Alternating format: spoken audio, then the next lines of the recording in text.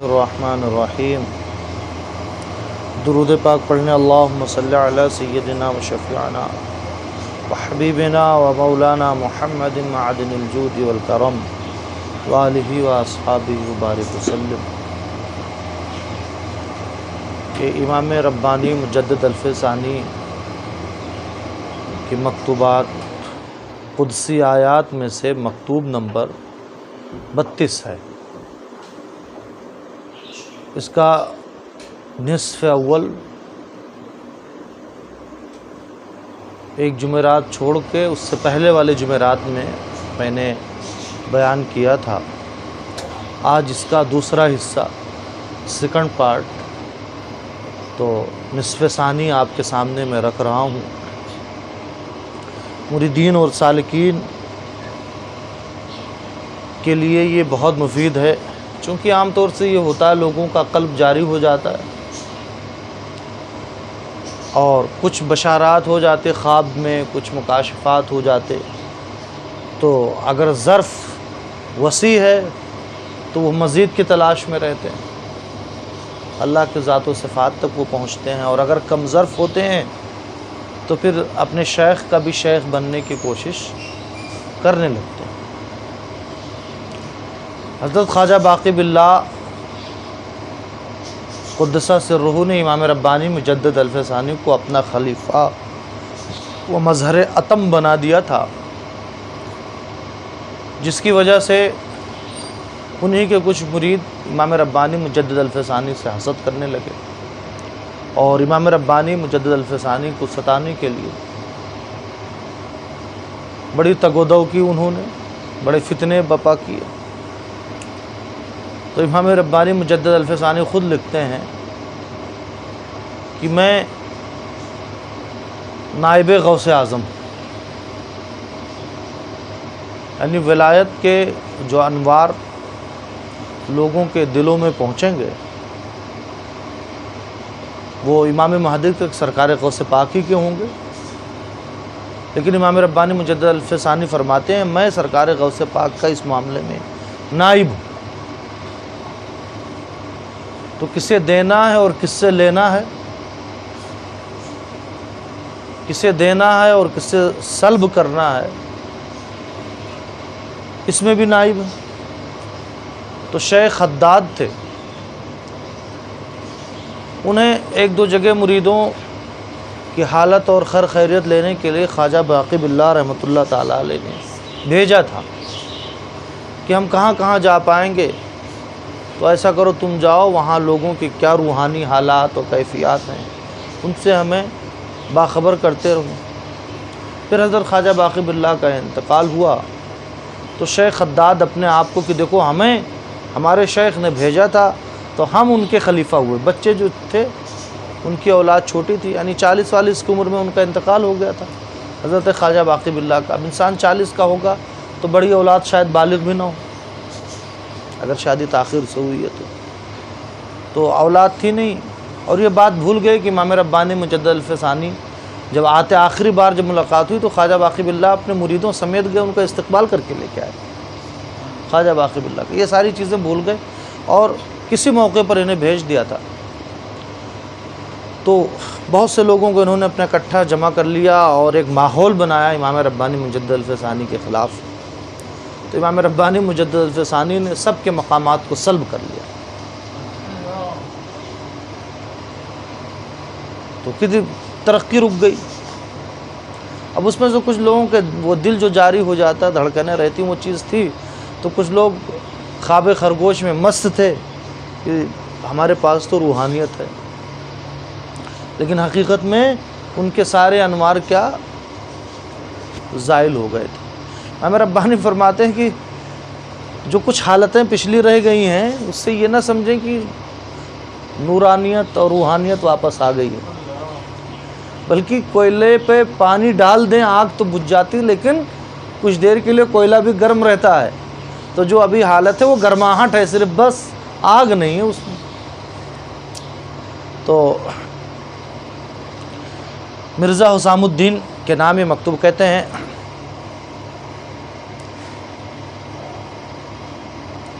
بعد حاضہ اگر ملاقات واقع شد واز جانب مستمعان مظنہ حسن استماع دریافت. پچھلا جو پارٹ بیان ہو اسے سنیے. اس کے بعد امام ربانی مجدد الفسانی کہتے ہیں کہ اگر آپ سے ملاقات ہوئی اور آپ لوگ سننا چاہیں گے تو شمع عظیم مقام انشاءاللہ تعالیٰ در معرض ظہور خواہ اداؤ، تو اس مقامات کے کچھ حصے میں آپ کو بیان کروں گا اور اللہ تبارک و تعالیٰ ہی توفیق دینے والا ہے. اب بات یہاں سے شروع کرتے ہیں. کہتے ہیں در باب بازیہ زیاران قلمی فرمودہ بودن، آپ نے اپنے خط میں بعض احباب کے بارے میں لکھا تھا کہ آپ ان کی خطائیں معاف فرما دیں، درگزر کر دیں. تو کہتے ہیں یہ فقیر الزلات ایشان درگزرانیت، اس فقیر نے ان لوگوں کی غلطیوں کو معاف کر دیا ہے. حق سبحانہ و تعالیٰ ارحم الراحمین است، اللہ تبارک و تعالیٰ ارحم الراحمین ہے. اللہ تبارک و تعالیٰ سے دعا ہے کہ اللہ بھی ان کی خطائیں معاف فرمائے. اما یاران را نصیحت فرمائن کہ در حضور و غیبت در مقام آزار نباشن، لیکن اپنے احباب کو نصیحت کر دیں کہ حضور اور غیبوبت میں، یعنی میرے سامنے رہیں تب بھی اور پیٹھ پیچھے کبھی بھی اس فقیر کو تکلیف دینے کے درپے نہ رہیں اور اپنی حالت تبدیل نہ کریں. یعنی اب معافی چاہیے تو اب ہماری برائی نہ کریں، ہماری تکلیف کے درپے نہ ہوں. ٹھیک ہے، اگر ایسا کریں گے تو فائدے میں رہیں گے. پھر کہتے ہیں ان اللہ لا یغیر ما بقوم حتی یغیروا ما بانفسہم، اللہ تبارک و تعالیٰ اس قوم کی حالت نہیں بدلتا جب تک خود انہیں اپنی حالت بدلنے کی فکر نہ ہو. وَإِذَا أَرَادَ اللَّهُ بِقَوْمٍ سُوءًا فَلَا مَرَدَّ لَهُ وَمَا لَهُ مِن دُونِهِ مِن وَالٍ. اور اللہ تبارک و تعالیٰ جب کسی قوم کو عذاب دینے کا ارادہ فرماتا ہے تو کوئی نہیں ہے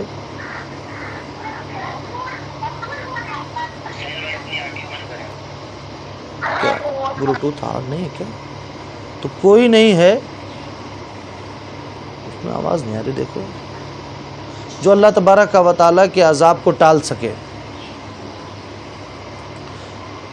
در باب میان شیخ الحداد خصوصاً نوشتہ بودن، اس باب میں شیخ حداد کے بارے میں آپ نے اسپیشل لکھا تھا کہ شیخ حداد کو معاف کر دیں. شیخ حداد، ان کی اولاد میں سے ان کے پوتے ہیں قلیج خان، یہ شاہ جہاں اور اورنگزیب کی حکومت میں بڑے عہدے پر تھے. قلیج خان تو ان کے دادا تھے شیخ حداد، بدخشاں کے رہنے والے تھے، وہاں کے غالباً قاضی وازی بھی کچھ دنوں تک تھے. تو کہتے ہیں فقیر را ہیچ مذائقہ نیست، تو انہیں بھی معاف کرنے میں کوئی حرج نہیں ہے، میں معاف کر دوں گا. اما ندامت است غیر وضع خود مشان لے را درکار است، لیکن مشان اللہ نے شیخ حداد کو ضروری ہے کہ اپنے کیے پہ شرمندہ ہوں، اس لیے کہ ایک حدیث پاک ہے الندم توبۃ، ندامت اور شرمندگی ہی توبہ ہے. دن میں آپ 100 مرتبہ توبہ توبہ توبہ کہیں اور گناہوں پہ شرمندہ نہ ہوں. جو آپ نے گناہ کیے تو توبہ نہیں، وہ صرف زبان نہیں، جمع خرچی، زبان چلانا ہے، توبہ نہیں. زبان سے نہ بھی کہیں اور آپ شرمندہ ہوں، اس چیز سے رک جائیں تو یہ توبہ ہے. استشفاء فرا ندامت است، اور معافی مانگنا یہ ندامت کی ایک شاخ ہے. اگر انہوں نے مجھ سے معافی مانگی تو یہ معافی مانگنا وہ شرمندگی کی ایک شاخ ہے، اور اگر انہوں نے معافی نہیں مانگی اپنی طرف سے، آپ کہہ رہے ہیں، اور انہیں اپنے کیے پہ کوئی شرمندگی نہیں ہے، تو ادھر سے معافی بھی نہیں ہے. بہر تقدیر فقیر از جانب خود در مقام گزشت، بہرحال فقیر اپنی طرف سے انہیں معاف کرتا ہے. جانب دیگر را عائشہ دانن، اور شیخ حداد کے معاملات کو آپ بہتر جانتے. شیخ حداد کے معاملات آپ جانیں، میں نے تو معاف کیا. دیگر سرہند را منزل خود تصور فرمائیں، اور دوسری جو نصیحت کرتے ہیں کہ سرہند میں آپ تشریف لائیں. دار الفیض کہا گیا ہے سرہند کو، دار الفیض، فیض کا گھر. ایک موقع پہ خواجہ سیف الدین رحمۃ اللہ تعالیٰ علیہ کہ کوئی مرید ہیں جو خواجہ سیف الدین امام ربانی مجدد الف ثانی کے پوتے، تو لکھتے ہیں کہ ذکر میں بہت زیادہ حلاوت لذت نہیں ملتی ہے، تو کہتے ہیں کہ آپ دارالفیض سرہند آئیں، وہاں ذکر و مراقبہ کریں، اور اگر وہاں بھی فیض نہ آئے تو اصلاح سے قدم پیچھے ہٹا لیں، اس لیے کہ طریقت آپ کے بس کا روگ نہیں ہے، یعنی وہاں جو بے فیض رہا اسے فیض ملنے والا نہیں۔ تو کہتے ہیں سرہند شریف آئیں، علاقہ محبت و نسبت ہم پیرگی، نہ ازن قبیل است کہ بامور عارضہ گسستہ گردد۔ آپ سے محبت، اور چونکہ آپ بھی ہمارے پیر بھائی ہیں، جو نسبت ہے وہ اتنی کمزور بھی نہیں ہے کہ چھوٹی موٹی چیزوں سے وہ ٹوٹ جائے۔ ہو گئی، کچھ ان کے بھی معاملات رہے ہوں گے، ہو گئی بات، رات گئی بات گئی، اس سے زیادہ کیا لکھیں۔ والسلام، یہاں مکتوب ختم کر دیتے ہیں۔ اب ختم کرنے کے بعد دوبارہ بھی اس چیز کو شروع کرتے ہیں، یعنی دل پہ کچھ نہ کچھ بار ضرور تھا، تبھی شیخ خداد کی نسبتوں کو امام ربانی مجدد الف ثانی نے کیا کر لیا تھا، سلب کر لیا تھا۔ کہتے ہیں مخدوم زادہا وسائر اہل بیت بدعا مخصوصاً، تو مخدوم زادگان اور تمام اہل بیت، تب آپ کے تمام گھر والوں کو اس فقیر کی دعا ہو۔ بعد از تصوید رقیمہ بخاطر ریخ، اس تحریر کے بعد دل میں میرے بات آئی کہ سخن را در باب زلات یاران معافو ازاں واضح تر بنویست، کہ جن احباب کی آپ نے سفارش کی ہے اور ان کی معافی طلب کی ہے، ان کے بارے میں مزید وضاحت سے میں بات کروں اور لکھوں کہ در اجمال ابہام است، مختصر کہنے میں بات پوری طرح واضح نہیں ہوتی ہے، اور تاچہ مفہوم شود اور لوگ سمجھ بھی نہیں پائیں گے۔ مخدومہ، مخدوم گرامی کنہیں کہتے ہیں؟ مرزا حسام الدین کو۔ مخدوم گرامی عفو بر تقدیر مطلوب و متصور است، معافی جب ہوتی ہے جب سامنے والا معافی طلب کرے، کہ ان اوزار بد بدانن، اور جن کے بارے میں آپ نے لکھا ہے کہ آپ انہیں معاف کر دیں، یا ایسے لوگ ہیں جو جھکیں گے نہیں، معافی نہیں مانگیں گے، معافی مانگنے کو برا سمجھتے ہیں۔ امام ربانی نے مکتوب سے بھانپ لیا کہ وہ لوگ معافی نہیں مانگتے، بلکہ یہ صاحب جنہوں نے مکتوب لکھا خود انہوں نے سفارش کی۔ وہ در مقام ندامت باشن، اور معافی جب بھی ملے گی جب یہ لوگ شرمندگی ظاہر کریں، وَإِلَّا عَفْوُ گنجائش ندارت، ورنہ معافی کی کوئی گنجائش نہیں ہے۔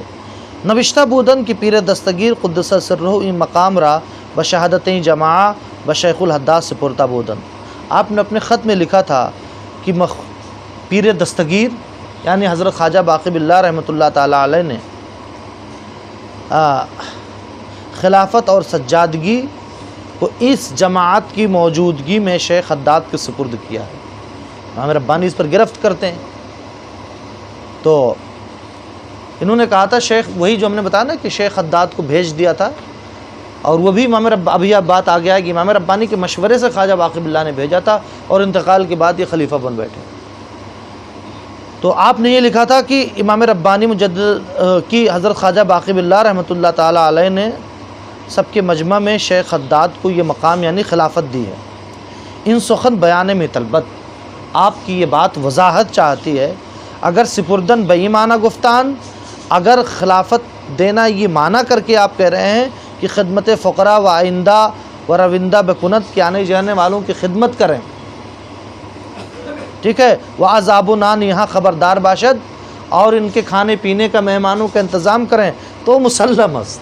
اگر یہ خلافت مراد ہے تو میں بھی مانتا ہوں کہ اس زمانے میں یہ کھانے پینے کی ساری چیزوں کو کرتے تھے۔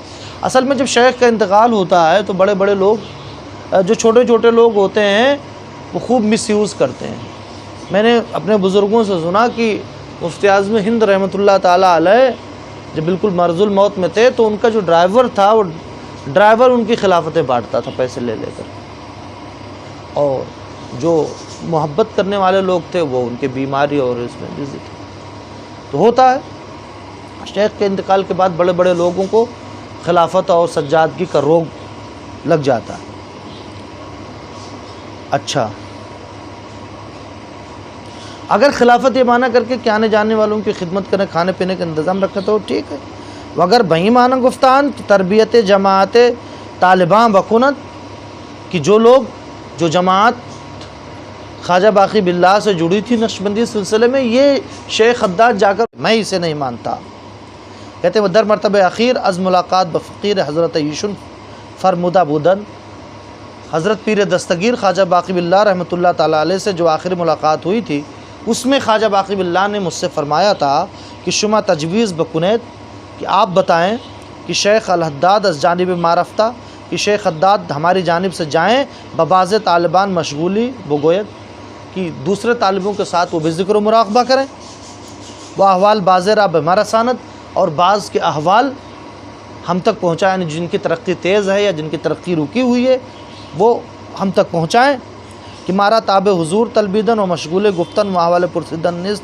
اس لیے کہ ہمارے پاس لوگوں کو بلانا، ان میں مشغول ہونا، ان کے احوال پوچھنے، اس کا وقت نہیں ہے، خواجہ باقی باللہ نے کہا۔ ٹھیک ہے، فقیر دری باب ہم متوقف بود، امام ربانی کہتے ہیں میں بھی اس بارے میں توقف میں تھا کہ انہیں بھیجا جائے کہ نہ بھیجا جائے، چون ضرورت شد، لیکن چونکہ ضرورت تھی کہ کوئی ایسا شخص ہو جو مریدین کے حلقے میں جائے، ان کی خیریت پہنچائے، بتائے۔ ٹھیک ہے، فقیر ہم ان قدر تجویز نمود، تو فقیر نے بھی اتنے کی اجازت دے دی کہ شیخ ٹھیک ہے۔ ان قسم تبلیغ جن سے سفارت محض است، تو اس قسم کی تبلیغ کی جائیں مریدوں میں، ان کی خیریت بتائیں، ان کے احوال و کیفیات کو بتائیں شیخ سے، تاکہ شیخ اس اعتبار سے ان کی جانب متوجہ ہو، توجہ کرے۔ تو کہتے ہیں یہ والی چیز بالکل ایمبیسیڈر اور سفارت کی طرح، کوئی ایمبیسیڈر کسی ملک کا آیا اور اپنے آپ کو پی ایم سمجھ لیا اور حکم دینے لگے تو اس کی بات مانی جائے گی؟ نہیں مانی جائے گی۔ اچھا، علی الخصوص مبتنی بضرورت باشد، خاص کر جبکہ ضرورت پر یہ چیز معمول ہو، یعنی سخت ضرورت تھی تو کسی کو بھیج دیا گیا ایک بار، تو ایسا نہیں کہ بار بار وہ شخص وہی کام کرے گا۔ اس وقت خواجہ باقی باللہ کا آخری زمانہ تھا، بیماریاں تھیں، آزار تھے، امام ربانی مجدد الف ثانی اکبر سے الجھے ہوئے تھے، ٹھیک ہے، تو انہیں کسی موقع پر بھیج دیا تھا۔ اب اس کا مطلب یہ نہیں کہ شیخ کے وصال کے بعد وہ شیخ کی مشیخیت کی کرسی اور سجادگی پر بیٹھ جائیں، براجمان ہو جائیں۔ اچھا، والضرورت تقدر بقدرها، ضرورت، اگر کسی چیز کی ضرورت ہے تو صرف ضرورت پوری کر لی جائے گی۔ مثال کے طور پر کوئی چیز شرعاً ممنوع ہے، ٹھیک ہے، جسے دواؤں میں الکحل ہوتا ہے، تو ہمارے فقہا نے اجازت دے دی بیماری کے لیے، رخصت دے دی۔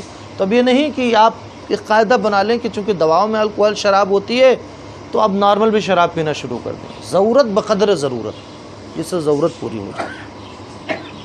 پس ان سفارت ہم مخصوص بزبان حیات ایشن باشد، تو یہ سفارت جو بچولیہ کا معاملہ تھا وہ حضور پیر دستگیر یعنی خواجہ باقی باللہ کی زندگی کے ساتھ خاص تھا۔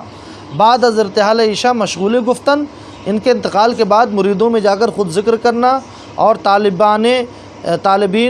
طالبان یعنی ذکر کرنے والوں کے احوال کو پوچھنا، داخل خیانت است، یہ خیانت ہے کہ اب شیخ کا حکم نہیں رہا۔ اچھا، نوشتہ بودند کی نسبت پیر دستگیر باقی مان، آپ نے لکھا تھا کہ پیر دستگیر نے خواجہ باقی باللہ کی نسبت باقی، مجدد الف ثانی کی نسبت ملے نہ ملے تو اسے کیا ہوتا ہے، خواجہ باقی باللہ کی تو نسبت مل گئی۔ اچھا، کہ مریدوں کو ان کی نسبت ملے گی اور وہ نسبت کمی اور زیادتی کو قبول نہیں کرتی۔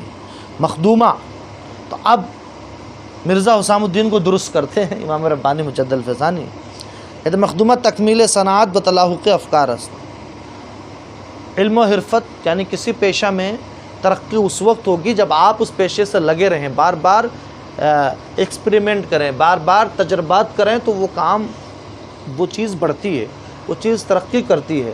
آپ نے ایک پروڈکٹ بنا لی ایک بار اور پوری زندگی اسی پروڈکٹ میں لگے ہوئے، تو ہو سکتا ہے شروع میں چلے، بعد میں اس کا کوئی الٹرنیٹ آ جائے گا یا اس سے کوئی اچھا آ جائے گا تو آپ کا داؤ پہ لگ جائے گا کہ نہیں۔ تو ایک ظاہری اور حصی مثال سے بتاتے ہیں، نحوے کی سیبوئے وضع کردہ بود، سیبوئے نے جو نحو، طلبہ اور علماء اسے سمجھیں گے، جس نحو کی بنیاد رکھی تھی، پہلے کچھ ہی اس کے رول تھے جو انگلیوں پہ آپ گن لیں، افکار متاخران ان را دہ چند زیادہ ساختان، بعد میں جو نحوی حضرات آئے گئے اسے 10 گنا زیادہ اور بڑھا دیا ان اصول کو۔ علم نحو کا آغاز کیا حضرت مولا کائنات نے، مولا کائنات نے اسم فعل حرف یہ ساری قسمیں کلمہ کی دی، اور پھر ابو الاسود دولی کو دے دیا، انہوں نے کچھ اضافہ کیا۔ پھر سیبویہ کا زمانہ ہے تو باقاعدہ انہوں نے اسے ایک فن بنا دیا، ایک سبجیکٹ بنا دیا، اور ان کے بعد کے جب نحوی آئے تو اس میں اضافہ کرتے چلے گئے، ٹھیک ہے۔ تو امام ربانی کہتے ہیں سیبویہ نے جس نحو، جس فن، جس سبجیکٹ کا آغاز کیا تھا، بعد کے لوگ آئے اور اسے 10 گنا کر دیا۔ باہما صرافت ماندن خود عین نقص است۔ اب بعد والوں کتابیں نہ پڑھ کر کے صرف سیبویہ کی چند اصطلاحات کو آپ پڑھ لیں تو یہ آپ کی کمی ہے۔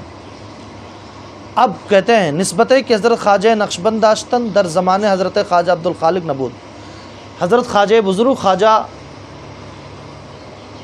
بہاؤالدین نقشبند بخاری کو جو نسبت حاصل تھی طریقت کی اور تصوف کی، وہ نسبت حضرت خواجہ عبدالخالق غجدمانی کو حاصل نہیں تھی، جبکہ ان کے مشائخ میں سے ہیں۔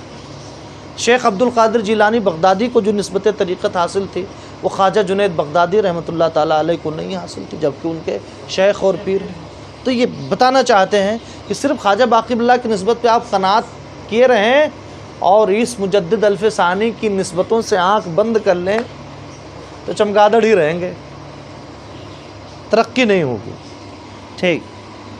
تو جو نسبت خواجہ نقشبند کو حاصل تھی وہ خواجہ عبدالخالق غجدوانی کے زمانے میں نہیں تھی، اور اسی پر آپ قیاس کر لیں۔ اب یہ نہیں بتانا چاہتے ہیں ادباً، چونکہ شیخ تھے ان کے، خواجہ باقی باللہ کے یہاں مراقبہ احدیت، مراقبہ معیت، یہی چیزیں تھیں، یہی مکمل تصوف تھا اس سلسلے۔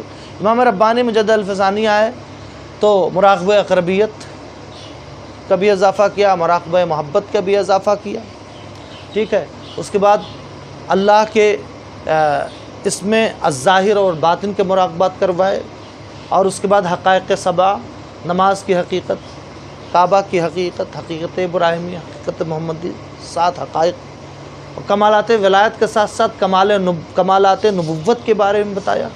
اتنی نسبتیں امام ربانی مجدد الف ثانی نے بڑھا دی، بلکہ خود فرماتے وہ نسبتیں جو عہد صحابہ و تابعین کے بعد روپوش ہو گئی تھیں، اللہ تبارک و تعالیٰ نے دوسرے ہزارے میں اس فقیر کے ذریعے سے ان نسبتوں کو نئی زندگی عطا فرما دی۔ اور کچھ لوگوں کو شاہ ولی اللہ کے زمانے میں یہ تھا کہ بڑے بزرگوں نے، پچھلے بزرگوں نے ان نسبتوں کے بارے میں کچھ نہیں کہا، امام ربانی مجدد الف ثانی یہ کیسے نسبتوں کے بارے میں کہہ رہے ہیں؟ تو بہت پیاری بات کہی شاہ ولی اللہ محدث دہلوی نے کہ جسے یقین نہ ہو وہ اس فقیر کے پاس عقیدہ اور عقیدت کا قبلہ درست کر کے آئے، اگر وہی نسبتیں مل جاتی ہیں تو مان لیں، اور نہیں ملتی ہے تو انکار کر دیں۔ اچھا، علی الخصوص کہ حضرت خواجہ ما در صدد تکمیل نسبت بودیان معارہ تمام نمی دانستن، خاص کر ہمارے خواجہ باقی باللہ رحمۃ اللہ علیہ نسبت نقشبندیہ کی اتمام اور تکمیل چاہتے تھے، ٹھیک ہے، اور جو کچھ انہیں نسبت حاصل تھی انہوں نے یہ ایک لفظ بھی نہیں کہا کہ بس یہی دا اینڈ ہے، یہی آخر ہے، اب اس کے بعد نسبت نہیں بڑھے گی۔ کہتے ہیں اگر حیات و فہمی کر دربار خدا باراد خداوندی جل سلطان نسبت را تا کجا میں بردم، اگر ہمارے خواجہ پیر دستگیر خواجہ باقی باللہ کو اور زندگی ملتی تو اللہ تبارک و تعالیٰ کے ارادہ اور حکم سے اس نسبت کو جانے کہاں تک لے جاتے۔ کہتے ہیں صحیح کردن در عدم زیادتی عام مناسب نیست، اس چیز کی کوشش کرنا کہ کسی چیز میں زیادتی ہی نہ ہو، بس جہاں جتنا مل گیا اتنا رہے، اس سے آگے نہ بڑھے، کہتے ہیں یہ مناسب نہیں ہے۔ اور فقیر نمی دانت کہ ان نسبت چطور باقی خواہد مان۔ اب امام ربانی دوسرا وار کرتے ہیں کہ انہوں نے کہا کہ خواجہ باقی باللہ کی نسبت ہمیں مل گئی، اب ہمیں احمدی نسبت نہیں چاہیے، مجدد الف ثانی کی نسبت نہیں چاہیے۔ تو کہتے ہیں خواجہ باقی باللہ کی نسبت کہاں حاصل ہے؟ اس فقیر کو پتہ نہیں کہ انہیں خواجہ باقی باللہ کی نسبت کیسے ملی ہوئی ہے۔ اچھا، شما خود نسبت علیحدہ دارید بنسبت عیشہ، آپ کی نسبت ان کی نسبت سے الگ ہے۔ اچھا، ہاں، شیخ خداد فقیر نسبت را چے دانت، فقیر شیخ خداد کو نسبت کے بارے میں کیا پتا کہ بزرگوں کی نسبت کیا چیز ہوتی ہے؟ ہاں، کہ چیست نحویہ حضور قلبی داشت نحویہ حضور قلب دست، کچھ حضور قلبی مل گئی ہے، یعنی دل اللہ اللہ کرنے لگا ہے، ٹھیک ہے۔ دیگر آرا ہم معلوم است کہ چے حالت است، اور دیگروں کو بھی معلوم ہے کہ کیا حالت ہے۔ برپا دارندے ان نسبت کیس، کہ نسبت کہاں سے آئی ہے، ٹھیک ہے۔ و نمائن، آپ بھی بتائیں کہ یہ نسبت ملی کہاں سے ہے، تا فقیر ہم ممداں کس باشد، تاکہ فقیر بھی اس شخص کی مدد کرے۔ واقعات را اعتبار نہ نہن، کشف کے ذریعہ سے، خواب کے ذریعے سے جو چیزیں نظر آتی ہیں ان کا اعتبار نہیں ہے کہ یہ خیالی چیزیں بھی آ جاتی ہیں کشف میں۔ کسی کو خیال میں یہ آتا ہے کہ اسے بہت بڑا مقام ملنا چاہیے، شیخ سے اونچا مقام، اور وہ چیزیں خیال میں کہ وہ شیخ کے اوپر اڑ رہا ہے، شیخ سے اپنے آگے نکل گیا۔ کبھی کبھار یہ چیزیں آ جاتی ہیں تو کیا وہ شیخ سے آگے نکل گیا ہے، وہ مرشد سے آگے نکل گیا ہے؟ تو جو واقعات پیش آتے ہیں اس کا اعتبار نہیں ہے، اس لیے کہ یہ خیالی چیزیں بھی ہوتی ہیں، ان کی کوئی سچائی نہیں ہے۔ شیطان دشمن قویس است، شیطان انسان کو کھلا ہوا دشمن ہے۔ از تصویلات او امن متاثر است، اور شیطان چیزوں کو جو بنا سوار کے پیش کرتا ہے اس سے بچنا بہت مشکل کام ہے، سوائے ان لوگوں کے جنہیں اللہ تبارک و تعالیٰ شیطان کے فریب سے محفوظ رکھے۔ کہتے ہیں وہاں سلب نسبتہ ہے مکتسبہ نوشتہ بودن، آپ نے لکھا تھا کہ شیخ خداد نے جو نسبتیں حاصل کی تھیں وہ آپ نے سلب کر لیں، ٹھیک ہے۔ مخدومہ آ سلب کردن با اختیار نبود، مخدوم گرامی ان واقعات کا کے سلب کرنے میں بندے کا اپنے اختیار نہیں تھا۔ جب کوئی اللہ کا بندہ مقام محبوبیت پہ فائز ہوتا ہے اور اس کی شان میں کوئی گستاخی کرتا ہے، ٹھیک ہے، تو آپ من جانب اللہ سامنے والے کا کام تمام کر دیا جاتا ہے، ٹھیک ہے۔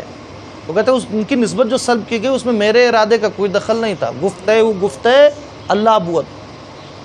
امام ربانی مجدد الفسانی کی بیٹی آئیں، امام ربانی کے داماد کی شکایت کرنے کے لیے دوسری شادی کر رہے ہیں، امام ربانی سر جھکاتے کہتے کل مر جائے گا، کیا کہتے ہیں، کل مر جائے گا۔ دامن پکڑ لیتے ہیں کہ ابا حضور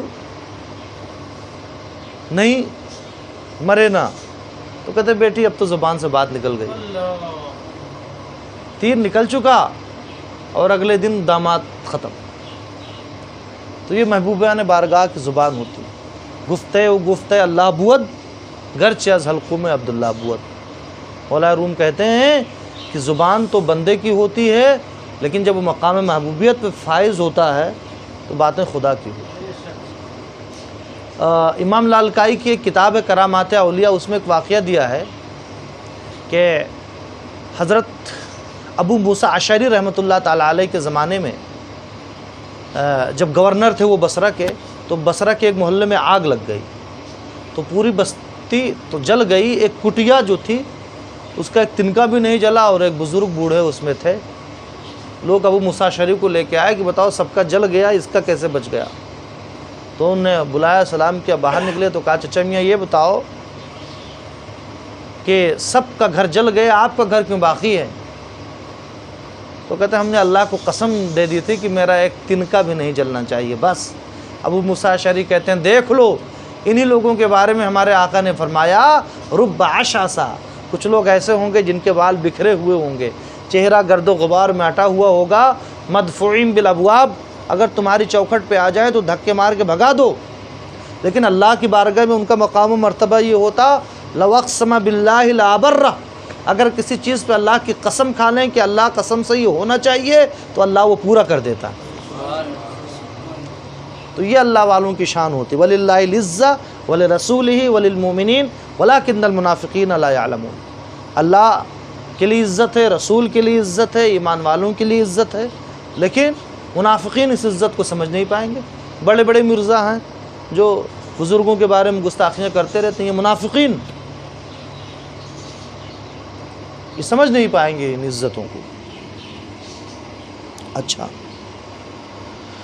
تو کہتے ہیں سلب کرنا یہ میرے اختیار میں نہیں تھا، چنانکہ در حضور مذکور شدہ، وہ جیسا کہ ہم نے آپ کو مل کے بتایا تھا، الحال ہم ان سلب برحال خودست، اب بھی وہ سلب کرنے والی چھیننے والی حالت اپنی جگہ پہ ہم نے لوٹایا نہیں ہے، ٹھیک ہے۔ آن را زائل تصور کردن خیال است، اور اسے ظاہر سمجھ لینا کہ ہم نے معاف کر دیا تو نسبت بھی ان کی لوٹا دی ہے، یہ محض خیال ہے۔ آواز کہ از دل شنون باوں حالت کار ندارت، اچھا اخ گرے را کی سرد میں سازد، اور دل سے جو آواز اپنے سنتے ہیں کہ دل ان کا اللہ اللہ کرتا ہے، ٹھیک ہے، یہ کوئی معاملہ نہیں ہے۔ کہتے ہیں اخ گرے را کے سرد میں سازد، چنگاری کو آپ بجھا دیں، وہ آتش ازو زائل میں گردد، اور آگ اس کی ختم ہو جائے، بعد عذاب انداختن ہم آواز دروے میں مانت، گرم کوئلے پہ بھی اگر پانی ڈالیں تو چھن چھن کی آواز آتی، کیا مطلب اس میں آگ موجود ہے؟ آگ موجود نہیں ہے۔ یہ حال یہ ہے کہ حالت سلب کر لی گئی، ابھی تھوڑا موڑا دل گرم ہے تو جو صدا آتی ہے سو آتی ہے، ٹھیک ہے، یہ نہیں کہہ سکتے اس میں آگ ابھی باقی ہے۔ وقائر اعتبار نیست، واقعات اور مکاشفات کا اعتبار نہیں ہے۔ ان سخن اگر امروز پوشیدہ است، اور اگر یہ بات پوشیدہ ہے، آپ لوگوں کو پتہ نہیں چل رہی ہے کہ ان کی نسبت سلب کر لی گئی ہے اور ان کے اندر روحانیت اب کچھ بھی باقی نہیں ہے، منتظر باشند فردا انشاءاللہ تعالی ظہور خواہد یافت، تو کل بروز محشر کا انتظار کیجئے، وہاں بات دودھ و پانی کا حساب ہو جائے گا، پتہ چلے گا کہ روحانیت تھی یا روحانیت نہیں تھی۔